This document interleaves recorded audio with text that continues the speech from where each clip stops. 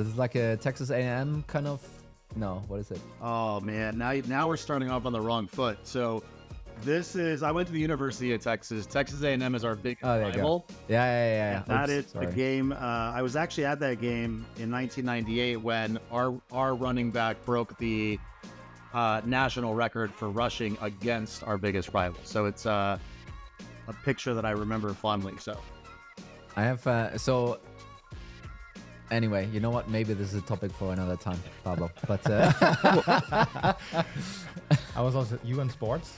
Yeah, no. It's something else. But so I have like almost relatives that have a very deep Texas A&M. What is it? Texas A&M kind of history, and they really want us to come to a game, and watch it. And you'll love it. They're crazy, like crazy in a fun way. Like it's a very. Imagine the most loyal football fans in Europe, who you guys think are crazy. That's that for hours. Yeah. Oh, you have those too? Yeah. Amazing. I thought it was only here they were causing a ruckus. Jesus. I think almost that was the intro, to be honest. Yeah, maybe that was the intro. But then the lead-in is so difficult. It's like, so Mikkel, why do we have a unicorn standing there? So I have the book, okay? But I have the book digitally, and I'm not going to put my phone up here. So today we have a guest who wrote a book about what unicorns know. So I literally went to the shop and I got this. I don't know if you can see it. It's far away from the camera now. Shop. You stole it from your child. No, I forgot to steal it from my child. That's the worst part. So I actually spent money on this, and now it's, the funny story is, now I have two. Will I get that receipt or what? No. I'm not going to expense that. So I'm going to gift it to my daughter, and then I realized, oh, dang, I also need to get one for my son now.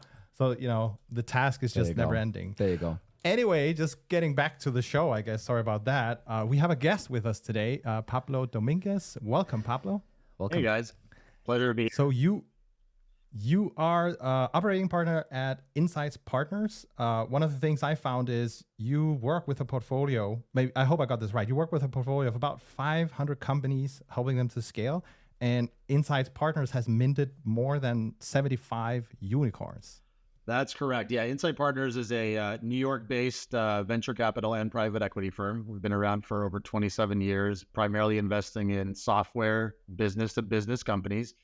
I've been here 5 years now, running the sales and post-sales team. And, our focus really is after companies, we invest in them. We help them scale, right? From the time they come in to be part of the portfolio until there's an exit. And it's an awesome opportunity to meet so many founders, their teams, and learn from them, and also provide best practices that our team has picked up over the years. And maybe just to kind of make this clear for everyone who maybe hasn't picked this up, you as an operating partner, you're not just the one writing the check and then showing up once in a while on a board meeting. You actually get the chance to be, sometimes deeply involved with those cases and actually truly help them scale, right? So this is not just a talk track; it's also some of the work that Insight Partners is providing for the portfolio businesses. Yeah, absolutely. We have the investors, right, that find the best opportunities in the world from a software perspective, and then we have the advisory teams that are all former operators, right? Former heads of sales, marketing, product, engineering, talent, and those teams are on the ground working with the portfolio to help them scale. So it's great. Wonderful. Awesome. And so I guess, just to position your authority, I think what's super interesting is usually when we talk with people, they come from a company and they have one perspective from that company. You obviously have worked with a variety of businesses and then distilled that into the book we're going to kind of dive into today, called What Unicorns Know. And I think one of the first things Tony and I, so we both read it, by the way. And one of the things we kind of talked a bit about is we really see the power of continuous improvement because of the compound you can get from it, right? But it seems like kind of often people think it's boring. That's not what people are deeply interested in, right? So I hope we can kind of change their minds today and maybe get your take on why is continuous improvement actually such an important piece that especially the unicorns you've written about here work with. Yeah, let me back up to, you brought up something important around perspectives, right? So my entire career has been focused on go-to-market effectiveness, right? Working with sales and marketing, and had the pleasure to start in consulting, had 2 stints in public companies, right? So got to see what ostensibly good looks like. I think people think once you're public, everything is easy, but that's not always the case, right? The challenges continue. They're just different challenges. And then I spent 5 years at a startup in New York, right? Tech-led founder. Got to experience what that is like, scaled from, 40 million to 400 million and had a successful exit. And now at Insight, you mentioned it before, supporting so many companies, you get a lot of pattern recognition, right? You get to see what works, what doesn't work, and you learn from some of the best in the industry. So I've had a pretty good purview, right? Being in consulting, public and private. And in my journey, I met a man, Matt May, who's the co-author of the book, right? Who is also a former operator, has worked with Amazon and other tech companies, and started his career working at Toyota, right? Where lean sort of come from, right? And so lean has typically been attributed with manufacturing, right? Let me figure out how to remove waste in the manufacturing process. And then it was brought over to product development, right? And so agile and lean sort of came to be. And Matt and I started using lean really, I think, for the first time in go-to-market about 11 years ago, right? And we've used it in a public company. We used it at the startup I was at. And now we've been leveraging those principles with our portfolio companies. So what you see in the book, right, when you talk about continuous improvement and the other elements, those are all things that we have done in the real world, right? As operators working with companies. And because it's a first time using it in go-to-market, we wanted to share that with the rest of the community, right? Every go-to-market leader, CEO should be leveraging these principles to scale their companies effectively. And that was sort of the precipice for putting it into a book. And I think, one of the first examples that I use in the book kind of to drive this home is this Formula One piece. I would love you to kind of just walk through this again for maybe some of the folks that haven't yet. They will obviously very soon, but haven't yet maybe read the book.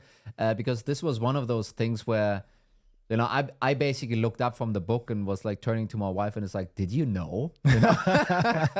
and this just drives this continuous improvement value home so well. So I would love you to maybe spend a couple of sentences on that. Yeah, absolutely. And whether, if you're listening and you're like, oh, here's another sports metaphor, right? Let me explain why this is so awesome. Formula One, in our research and also understanding who's leveraging principles in the world the best, is the epitome of efficiency and effectiveness, right? A Formula One race can range from an hour and a half to 2 hours in terms of length, right? And during that race, you've got to pit your car and change your tires. And so there's an element of strategy, right? Which tires do I run? How early do I pit, or do I pit at all to win the race? Every second you're not on the track is time lost that that your opponent is potentially on the track. And so it's amazing that the Formula One teams have spent so much time innovating, right? Continuously improving, doing a lot of experimentation. So much so, right? When we talk about constant experimentation, they are limited on how much they can experiment. They're limited on when they can experiment throughout the season, right? Otherwise, they'd be too efficient. If you think about in a company, you can't limit innovation and experimentation. So what's interesting is, and we talk about this a lot, right? The fastest time recorded, the record for changing 4 tires in an F1 race is 1.82 seconds by Red Bull. And you can watch this on YouTube. And I watch it every week, and I'm shocked. I'm like, there's no way that was 1.82 seconds. That 4 tires came off and 4 tires came on, right? And you think, in order to do that, the amount of practice, right, and experimentation and continuous improvement and mapping out the process where 21 people should go, because there's 21 people assigned to a pit crew, right? So there's 21 people that have to stand in the right place. And so where I'm going with this is hospitals are now talking to F1 crews, because if you look at a hospital emergency room, we talk about this in chapter 4 of the book, it's kind of set up like a pit stop, right? There's a patient on a table, there's a doctor, there's nurses, there's tools around everywhere, and it's grossly inefficient. So they've reached out to F1 crews to say, hey, you guys have somehow figured out how to change 4 tires with all these people around the car. How do we become more efficient? Because we're trying to save someone's life, right? You're just changing tires to win a race. So that's fascinating to us, that hospitals saving patients are not looking to the best hospital, but they're looking to see who's the best in the world at process improvement and how can we leverage that, right? And so that's why we talk a lot about F1, just because of the absolute efficiency that they sort of brought to their practice. I think the one thing that I was fishing for here was this crazy improvement from, what is it, the 70s or something, when, you know, some of the F1 racing started, and that was, let's just call that the benchmark or the baseline. Improved down to this 1.2, was it 1.2 seconds? Yeah, 1.82 seconds. Before it used to take 57 seconds, although it's not apples to apples, right? Because back then, you also refilled the car with petrol, right? Fuel. Today there is no fuel. But still, you know, filling in the fuel was not what took the longest time. If you watch the videos from the 50s, the 60s, the 70s, it took like 30 seconds to take the tires off, right? Just to take tires off. And the fact that now you can do it in under 2 seconds, and the average I think is around 3.5. So it's marginally more than 2 seconds. But that improvement from like 50 seconds down to 3 seconds on average is fascinating, right? In terms It's insane. of how you design the car, the aerodynamics, where the tires go, where people sit, what tools you're using. Absolutely awesome.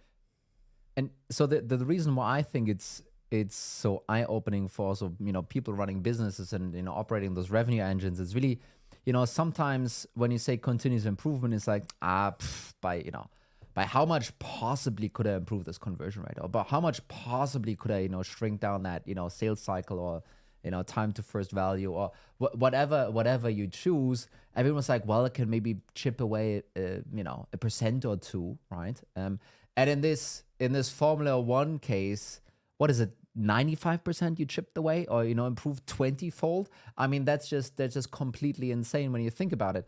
And opening this up to, hey, listen, this F1 example is not entirely different from, you know, you running your revenue engine in that case. And then showing that parallel, I think this was extremely powerful to choose to open up. I don't think you open up the book with this, but it was one of the first things that clearly stuck out for me, where I was like, okay, now I definitely need to finish the rest. Yeah, no, it's great. It's great to call that out, because what I learned from Matt when he worked at Toyota, and we talk about this in the book, right? The people at Toyota and the manufacturing line, the innovation on continuous improvement, guess where it came from? It didn't come from the CEO. It didn't come from line managers. It didn't come from the executives. It came from the people doing the work, right? Every year, I think Toyota has over 1 million ideas from the workers that say, all right, you told me that this is my job, right? There's a standard operating procedure. Do this, do this, do that. Your job is not only to do your job, but to go, wait, is this the best way to do it? Is there a more efficient way? And you raise your hand and say, hey, I found a better way to do it, right? And so in business, it's sort of the same thing. When I worked at the startup, let me tie this to the sales process, right? Our sales process at the startup I was at, I think from the time the customer said like, hey, I'm ready to buy, right? Like I want to, and we did the contracting, and there was a lot of back and forth. It took over 65 days to sign the contract. Like, why? And the team went through a lean process, right? We mapped out the process existing, found a lot of waste, too many touch points between finance and legal and sales and operations. And in their recommendation, that got whittled down, right? We're talking about F1 coming down from, you know, a minute to mere seconds. In our sales process, that went down from, you know, over 65 days to a week, right? Which is amazing. If you think about it, like time to revenue just went down significantly. And what I loved about it is the woman that we had on our team driving it, this woman, Jane, she came back to me and goes, why can't it be a day? Like, why did it take a week? Right? So that mindset of continually improving, right? And experimenting. I was like, I don't know, can it be a day? And like, once you get it to a day, like, why couldn't it just be hours? Right? Obviously some contracts will take longer, but that's the kind of thinking you need and the culture from people to really continually optimize stuff.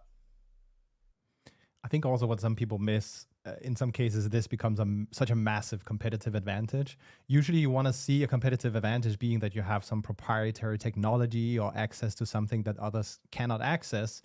But a process that's really, really lean and efficient, that can definitely be a competitive advantage. Yeah, well, and the reason why it is that is because, your cash cycle just becomes so much shorter, and you can reinvest in growth and so forth, and all the efficiencies coming from that, right? You can basically outcompete, out innovate, and outspend your competitor in that sense by following some of those quote unquote boring ways Yeah. to improve the efficiency of your organization. No, absolutely. Like if I stick to that example, we had 8 people doing contracts, right, on our team, on Jane's team. And she came back and said, hey, from reducing it from 65 days to a week, I only need 3, right? So great. Those other 5 people I can use for something else that maybe I asked for budget we didn't have budget for, right?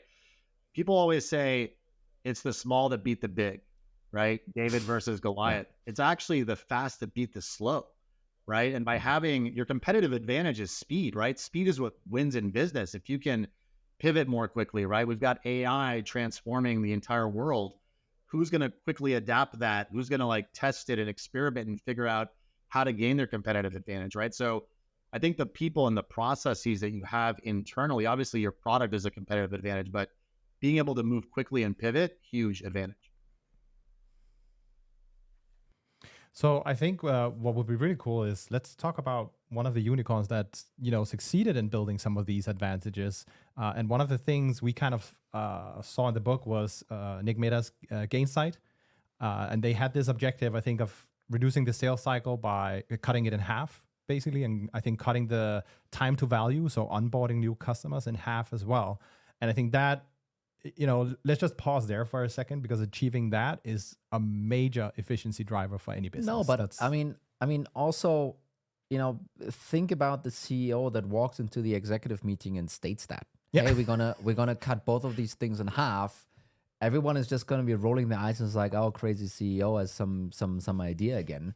Let's move past that moment real quick. But, so this is an insane improvement that has been targeted, and maybe I'm taking this away, but has also been achieved actually, right? So would love to get the inside story on that. Yeah, I'll make one correction, because half is incredible. It was actually 66%, right?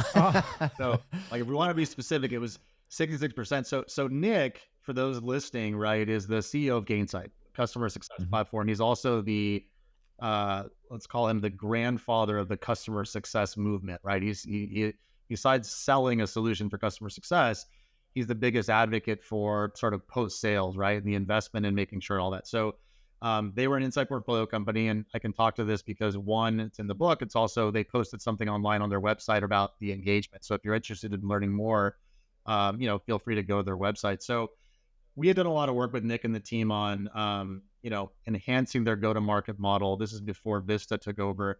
And one of the things they wanted to do was decrease time to value for their earlier sort of like SMB mid-market product, right? And as I talked about before, we did a lean process engagement with them, right? So leaders across the organization, post-sales team, sales team, marketing, all involved, right? Like when you do this, a lot of companies fail because they only bring in the team that's impacted, right? Let me just bring in the customer success team. And the fact is there's more people touching the customer in every sales process and post-sales process, right? So you may not know that there's a pain point because you didn't bring in the marketing person, or you didn't bring in a BDR or product, right? Or finance or legal. So Nick had the whole cross-functional team come in and basically map out the process, come up with recommendations. And after piloting one of the recommendations, they found that they could reduce the time to value by 66%. And after they ran the test, right, you run an experiment, does it work or not, rolled it out, and actually ended up deploying. That was the precipice also for deploying their sort of SMB product, right? So you can see not only in the work that Matt and I have done with Porcos, right, but like Nick was able to achieve a very significant improvement by really focusing on what was most important to the customer and really removing a lot of the waste that we all create, right? With systems, with process, et cetera. By the way, without spending $1, right? I want to be very clear. When you do lean, you can't buy systems. You can't add people to it. This is literally the removal of waste in the system alone generated a 66% improvement. Then once you do that, of course you can say, well, hey, maybe this tool gets me another 5 points of improvement or whatever. But what I love about lean, you're not investing dollars per se when you're optimizing the process, or euros. You said something real cool there in between, and I wanted to make sure if I caught this correctly. So some of that, time to value improvement was actually also, or the purpose of that was also to almost unlock a different segment in the market, which obviously, has completely different unit economics to a different ACV. Therefore, you have to deploy almost a different team. You have less money in order to get the stuff done. And by decreasing that time to value so drastically, that actually unlocked then a new part of the market for them. Did I understand that correctly? Yeah, absolutely. I mean, Gainsight at the time has historically focused more on the enterprise, right? And there was an intent to how do we go down market more effectively, and that's what they were really trying to solve for, right? Is how do we decrease time to value overall? But in doing that, they realized, okay, smaller customers want quicker ramp up times. They want quicker implementation times. And that was sort of what helped propel some of the thinking that the team had already done, right? So that's what's great about what Matt and I have put in the book for the audience listening, right? This is not an academic book, right? Like, we've taken the practices that we did at Gainsight of the companies. There's templates in there that you can use with your teams if you wanted to run a similar sprint. And it's pretty practical and easy to leverage, actually. Mm-hmm.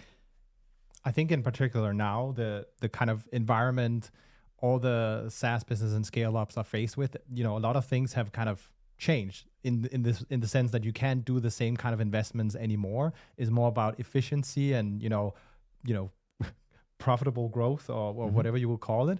And I think that's where, just going back to the analogy of, hey, we actually just need 3 people in legal to handle this process. Already there, that efficiency gain plus freed up resources, I think that's some of the merits of the continuous improvements that you've covered also in the book. Yeah, and let me add one point on there, because people sometimes misinterpret efficiency and effectiveness, right?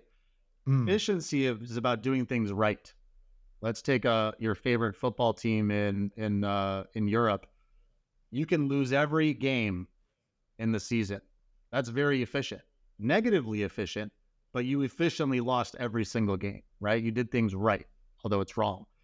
Effectiveness is about doing the right things, right? So there's an element where you want to be effective and efficient, not just efficient, because you can be efficient but not be focused on the right things, right? And so we talk a lot about in the strategy chapter, the first chapter of the book, around, especially in today's time, are companies laser focused on doing the right things, right? And in order to do the right things, you've got to choose what not to do, right? Because resources are limited, time is limited, right?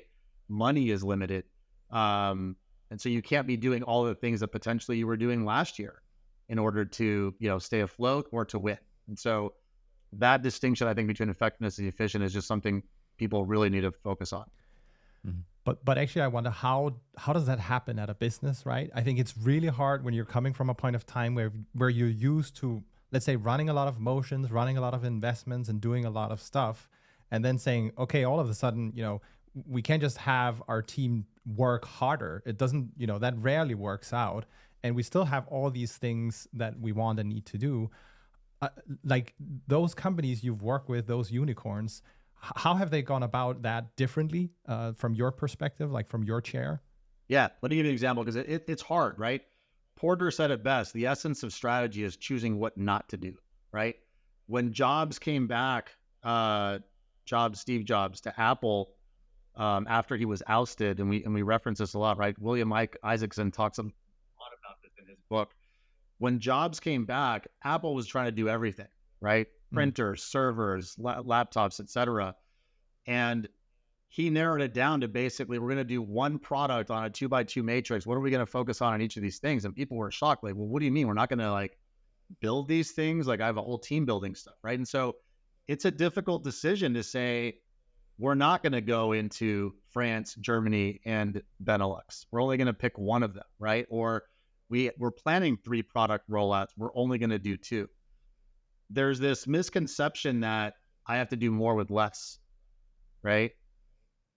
And all with the lean lens on it, what we like to say is you have to do less to achieve more, right? If I've got Yeah. targets to hit for the year, how could I possibly spread my team thinner, right? If I've got the competition attacking me, I'm trying to hit top line targets and bottom line targets from the board.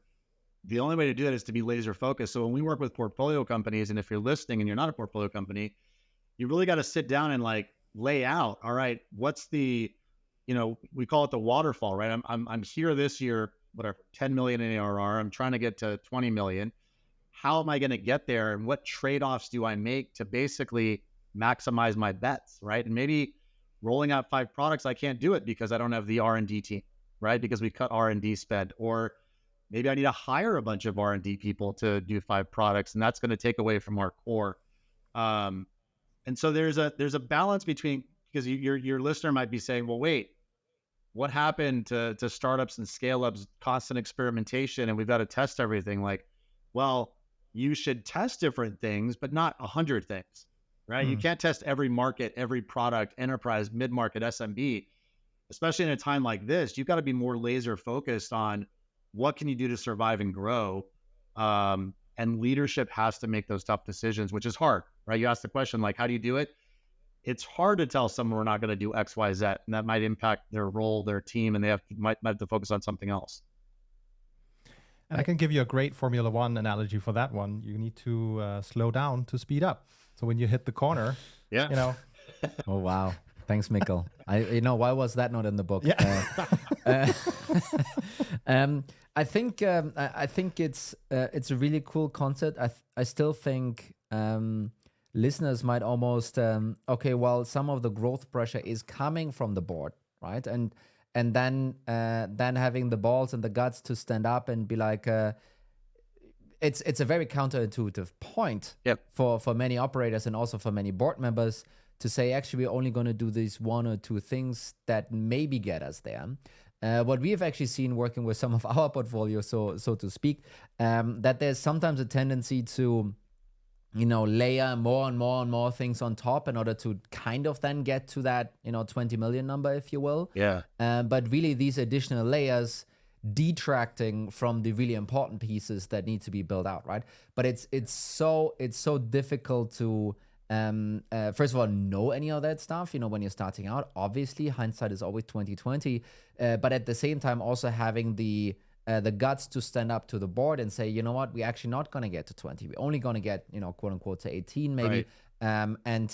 And all the other things that we could be doing in order to close the gap, you know what, they're just not worth it. And I think that's a really difficult conversation to have. It is. And I've been in those discussions, right? Because ultimately the board will choose like, hey, it's 20, not 18, period, right?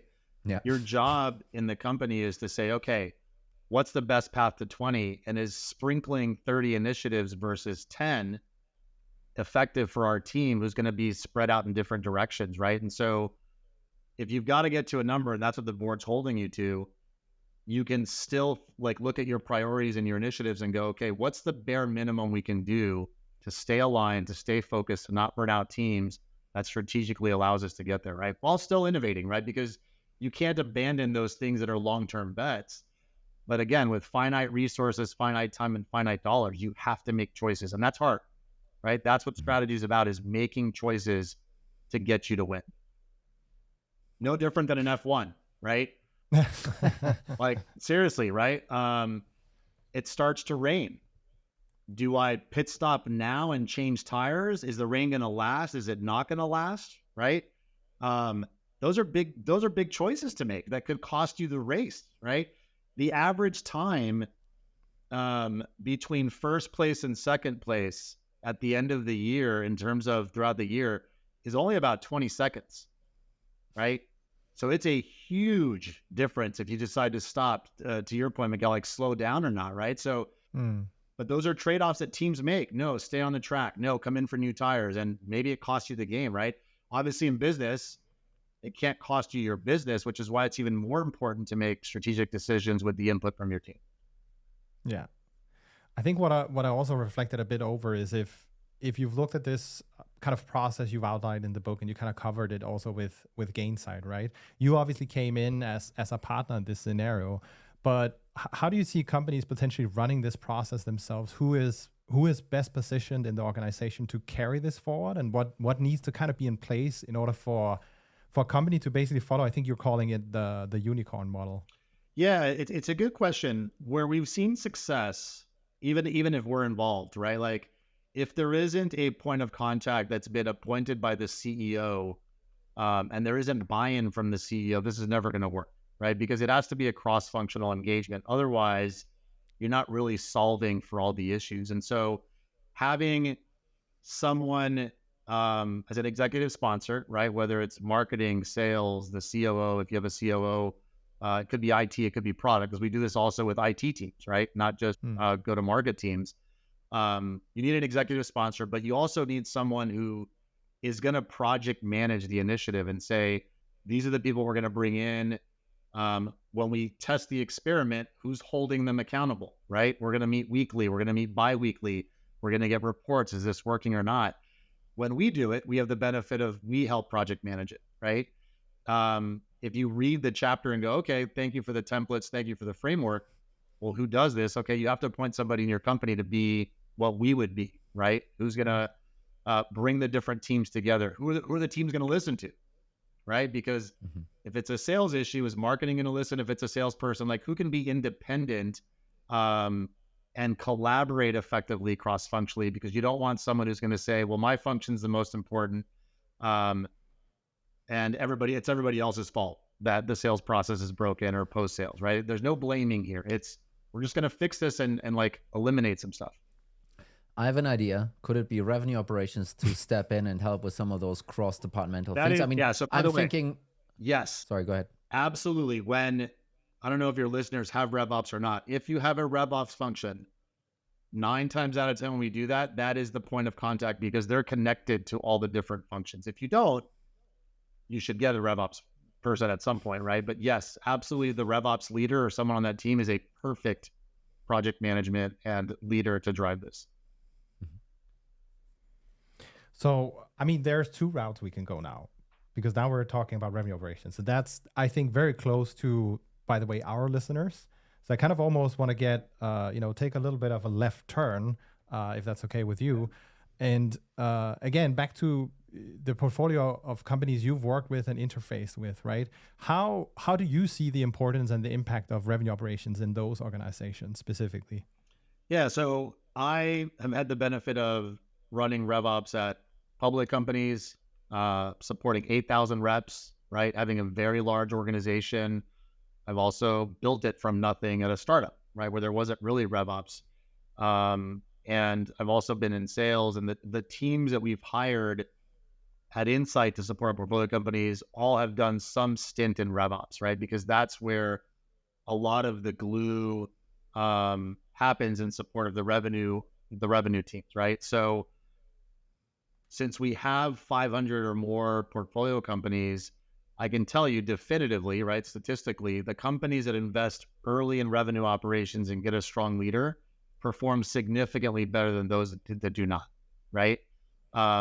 Because you're really hiring the chief of staff for the head of revenue, right? That is there to implement strategy, work on strategy, everything from strategy to tactical items, right? Should we be using a CRM? How do we implement the CRM? But is also the conduit to work with, product, with marketing, with the post-sales teams, is providing a lot of the analysis that's going to the board, right? And so honestly, those resources are super critical.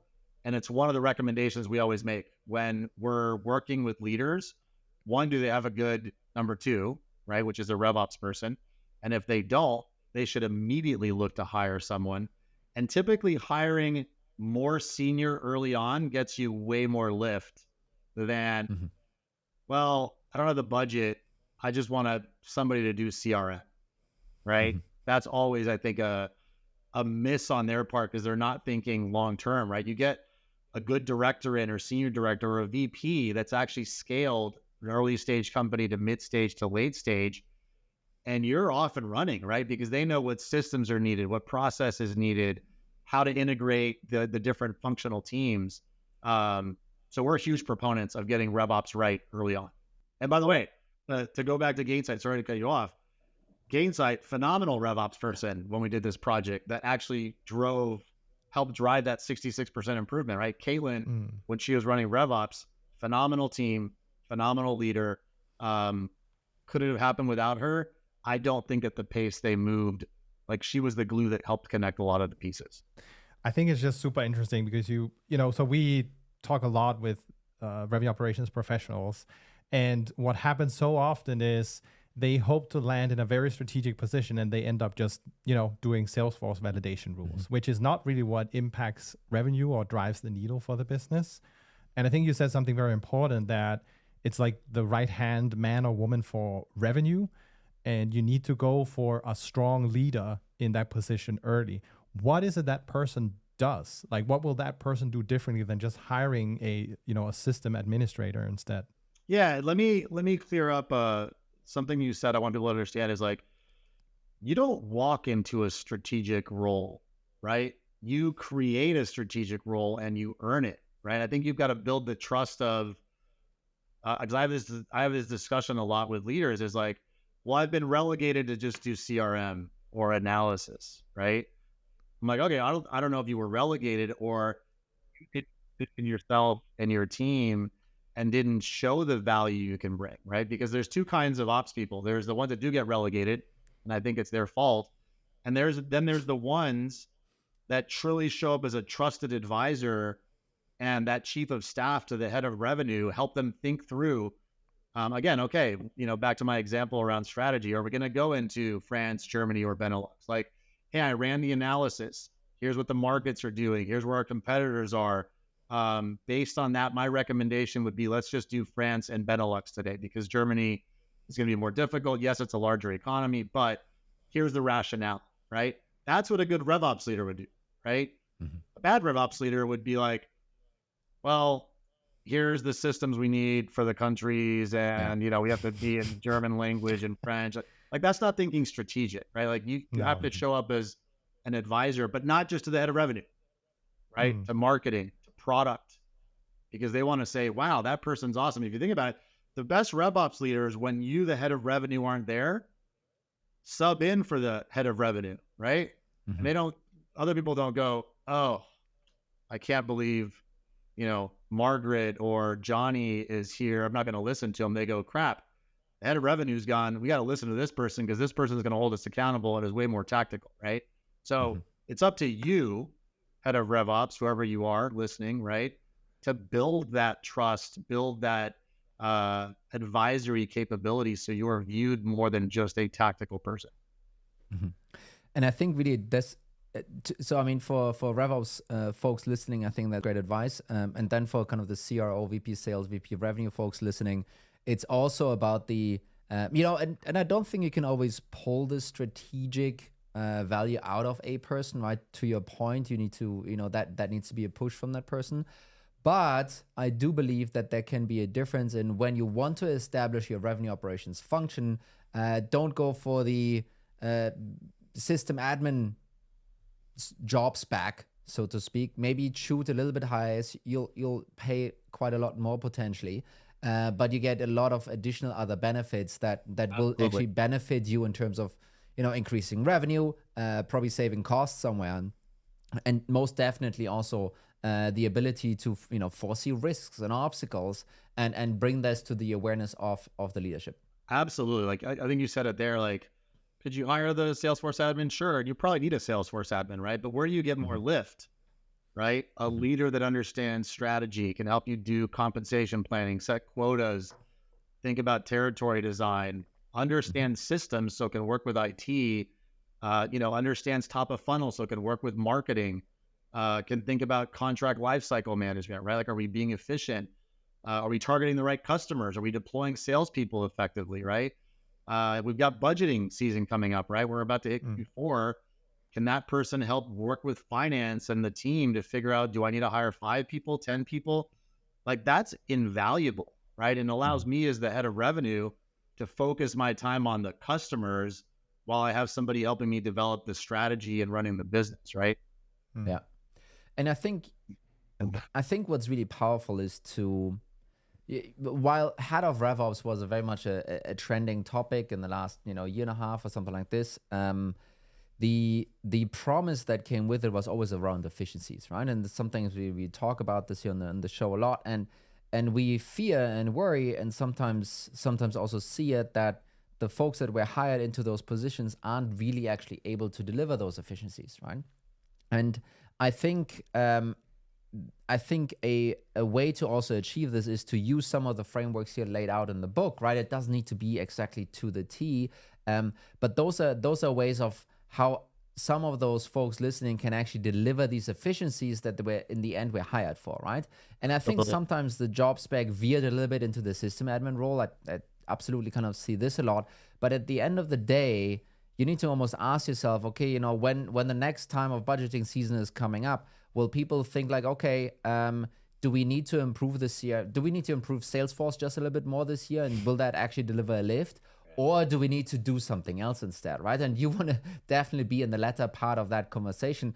And getting to this point, number one, obviously you need to be able to talk the strategic talk. That is, I think, sometimes really difficult for folks to figure out. But at the end of the day, then also use those frameworks outlined in the book to actually deploy some of those lifts, either on the cost side or the revenue side or wherever it is. But that's how you get to deliver value for the organization. Yeah, no, absolutely. And the book the book can be used if you're a CEO, if a head of revenue, right? But for RevOps specifically, like chapter 4, which talks about process, right? RevOps is at the center of reps hate process, right? It's too cumbersome to close a deal. The handoff process to post-sales or implementation is a pain in the butt. The renewal process is difficult, right? If you take the elements from the chapter on process improvement, you can run your own Kaizen sprints to make improvements, right?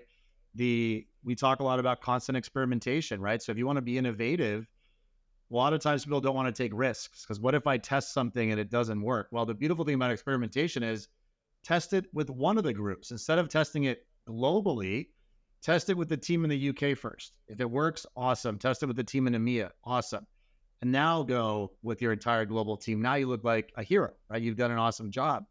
The chapter on also driving accelerated value, right? Really understanding. We love this chapter, Matt and I, because it brings marketing and sales together, which we all know are always, there's always some sort of nice tension there. But especially in today's environment where the buyer has changed and the decision maker has changed and the budget owner has changed, right? I, as the decision maker and budget owner, have kind of lost my ability to do that, because now the CFO and the CEO have said, everything rolls up to us, we'll make the ultimate decision. So have companies really mapped out the customer journey to understand what does the customer really value as you go and pitch your solution, right? Have you redone your personas in terms of, okay, now I got to sell to the CFO. Do I understand what the CFO cares about? Everybody says, well, it's all about margin and dollars and cost to the CFO. Is that true for every CFO? Not always, right? And so I think there's a lot of really good frameworks that people can leverage that will help them in their day-to-day role to improve the commercial organization. And I also think for just ideation almost, right? If you have a larger organization, there's so many ways to say, okay, we're seeing a conversion rate or an ACV or a sales cycle, some of those quality controls be higher in one region versus the other, right? And then what should you be doing about it? Well, you should investigate and understand why it is better somewhere. Right. And then you should try and replicate that DNA somewhere else.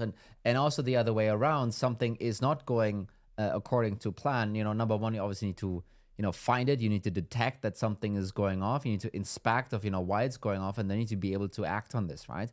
Yeah. And I think those could be super easy ways for folks to unlock those efficiency gains.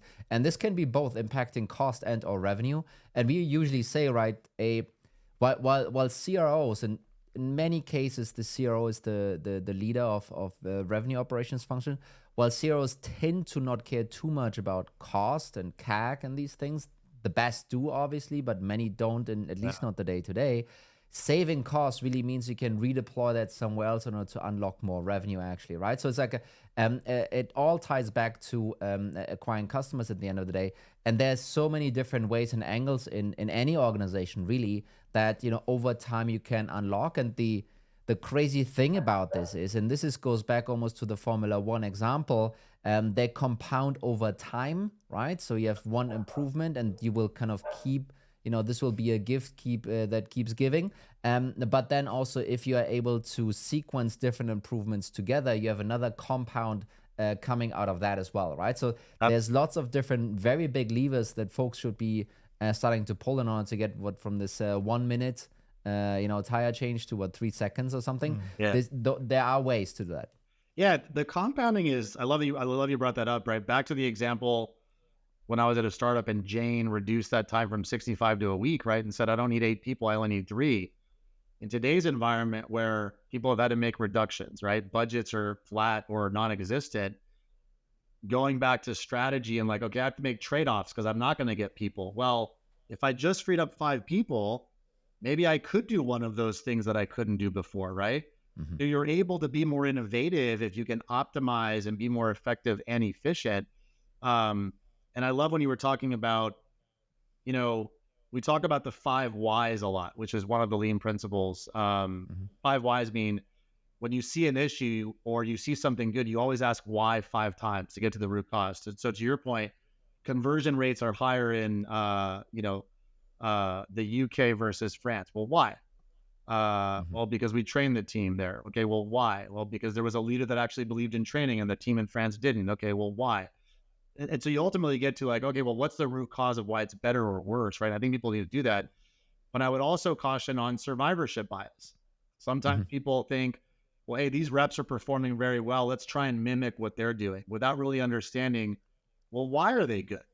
Is it because they're actually good, or is it because we gave them very good territories, or they had a windfall sale that we can't replicate, right?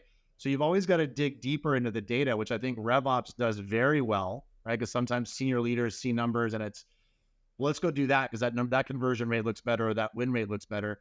Really understand the data, understand what's causing it so you can make more informed decisions to build the business forward. Wow. I think this was a wonderful left turn we ended up taking, by the way. You're so awesome, Mikkel. It's fantastic. I think I have one last request for you, Pablo. Yeah. This is for anyone who is potentially watching on YouTube. Can you just take a step to the left or right, whichever you prefer? I'll walk this way. So that's that's the book. You can see it in the back. That's the book. And actually, I'm just going to go rogue here. So the first one to write a review and send us a screenshot, I'm going to send a copy of the book. We're going to do that. Yeah, we'll do exactly that. Pablo, thanks so much for joining us. It's been wonderful to have you. Really enjoyed it. Likewise. Thanks for having me, guys. It was a pleasure. This is awesome. And for those watching that are related to our hosts here, University of Texas over the Aggies. Wonderful. Pablo, have a wonderful day. Thanks so much. Thanks so much.